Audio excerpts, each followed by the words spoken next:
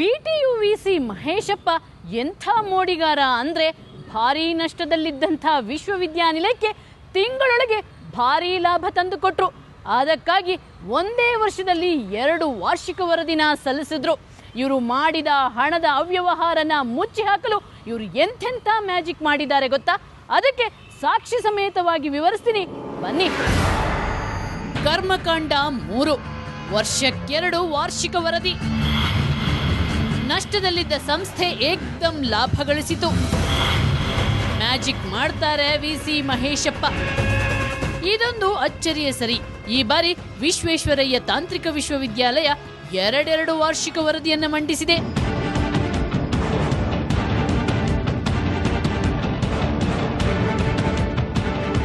ನೀವೇ ನೋಡಿ, ಮೊದಲು ಮಂಡಿಸಿದ ವರದಿಯಲ್ಲಿ ವಿಶ್ವವಿದ್ಯಾನಿಲಯ 273 ಕೋಟಿ ರೂಪಾಯಿ ನಷ್ಟದಲ್ಲಿದೆ ಅಂತ ಹೇಳಲಾಗಿದೆ. ಖರ್ಚನ್ನ 380 ಕೋಟಿ ಅಂತ ತೋರಿಸಲಾಗಿದೆ. ಇನ್ನು ಪರೀಕ್ಷಾ ಆದಾಯವೇ ಬಂದಿಲ್ಲ ಅಂತ ಹೇಳಲಾಗಿದೆ. ಇನ್ನೊಂದು ಕುತೂಹಲಕಾರಿ ಅಂಶ ಅಂದ್ರೆ ಕಟ್ಟಡಗಳ ಖರ್ಚನ್ನೇ ತೋರಿಸಲಿಲ್ಲ.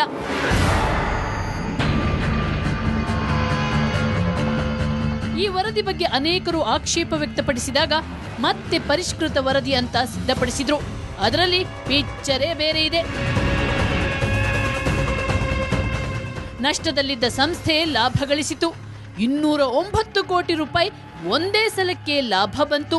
ಹಳೆ ವರದಿಯಲ್ಲಿ 106 ಕೋಟಿ ಇದ್ದ ಆದಾಯ 589 ಕೋಟಿಗೆ ಜಂಪ್ ಆಯಿತು. ಅಷ್ಟೇ ಅಲ್ಲ, 0 ಇದ್ದ ಪರೀಕ್ಷಾ ಆದಾಯ 80 ಕೋಟಿಗೇರಿತು ನೋಡಿ.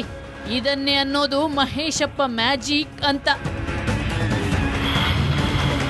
ಕರ್ಮಕಾಂಡ 4, ಕಾಣೆಯಾಗಿದೆ corpus fund.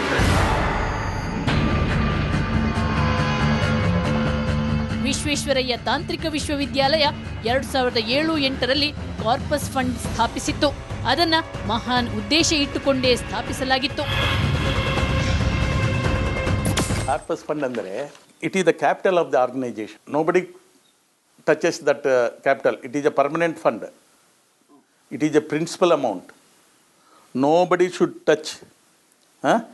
Principal amount will not be spent. ಅದರಿಂದ ಇಂಟ್ರೆಸ್ಟ್ ಬರ್ತದಲ್ಲ, ಅದನ್ನು ಮಾತ್ರ ಸ್ಪೆಂಡ್ ಮಾಡಬೇಕು, ಬಿಟ್ಟರೆ ಯಾರೂ ಸ್ಪೆಂಡ್ ಮಾಡಲಿಕ್ಕಿಲ್ಲ.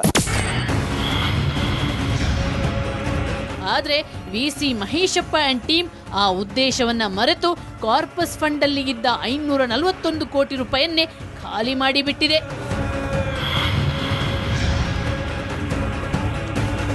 ಯಾಕೆ ಹೀಗೆ ಮಾಡಿದ್ರಿ ಅಂತ ಮಹೇಶಪ್ಪ ಅವರ ಹತ್ರ ಕೇಳಿದ್ರೆ ಅವರು ಫುಲ್ ಗರಂ ಆಗ್ತಾರೆ. ಇನ್ಕಮ್ ಟ್ಯಾಕ್ಸ್ 400 ಕೋಟಿ ರೂಪಾಯಿ ತಗೊಂಡು ಹೋಗಿದ್ದಾರೆ.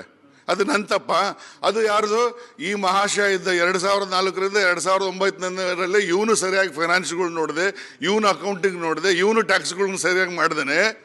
ಆ ಟ್ಯಾಕ್ಸನ್ನ ಇವರು 2010ರಲ್ಲಿ ಬಂದು ನೀವು ಹಿಂದಿನ 6 ವರ್ಷದ ಟ್ಯಾಕ್ಸ್ ಕೊಡಿ ಅಂತ ಇವತ್ತು ಹಾಕಿದ್ದಾರೆ. 400 ಕೋಟಿ ಇವತ್ತು ಆಲ್ರೆಡಿ ಅಕೌಂಟ್ ಸೀಸ್ ಮಾಡಿ ಕಿತ್ಕೊಂಡು ಹೋಗಿದ್ದಾರೆ.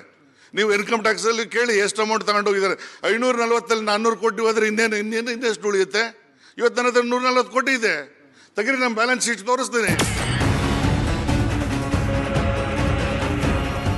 ಆದ್ರೆ ದಾಖಲೆಗಳನ್ನು ಪರಿಶೀಲಿಸಿದಾಗ ಒಂದಂತೂ ಸ್ಪಷ್ಟವಾಗುತ್ತೆ. ಕರ್ಮಕಾಂಡ 5, ಖಾಸಗಿಯವರದೇ ದರ್ಬಾರ್. ಮಹೇಶಪ್ಪ ಅವರು ಪ್ರಶ್ನಾತೀತರಾಗಿದ್ದಾರೆ. ಅವರು ಆಡಿದ್ದೇ ಆಟ, ಮಾಡಿದ್ದೇ ಕಾನೂನು ಅಂತಾಗಿದೆ. Come from private institution. Register was from private institution. He was there 2 years as finance officer also.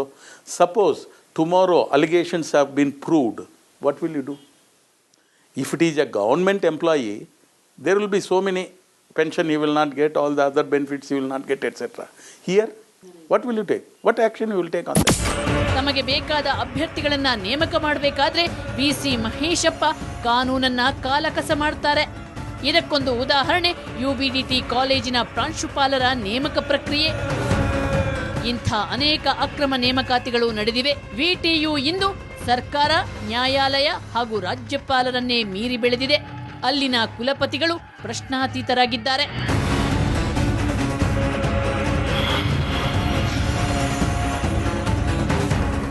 ಇಷ್ಟಕ್ಕೆ ಮುಗ್ದಿದ್ರೆ ಹೋಗ್ಲಿ ಬಿಡಿ ಅನ್ಬಹುದಿತ್ತು. ಆದರೆ ಇಲ್ಲಿನ ಎಕ್ಸಾಮಿನೇಷನ್, ವ್ಯಾಲ್ಯೂಯೇಷನ್, ರಿವ್ಯಾಲ್ಯೂಯೇಷನ್ ಎಲ್ಲದರಲ್ಲೂ ಗೋಲ್ಮಾಲ್ ನಡೀತಿದೆ. ಅದು ಹೇಗೆ ನಡೆಯುತ್ತೆ ಅನ್ನೋದನ್ನು ಹೇಳ್ತೀನಿ ಚಿಕ್ಕ ಬ್ರೇಕ್ನ ನಂತರ.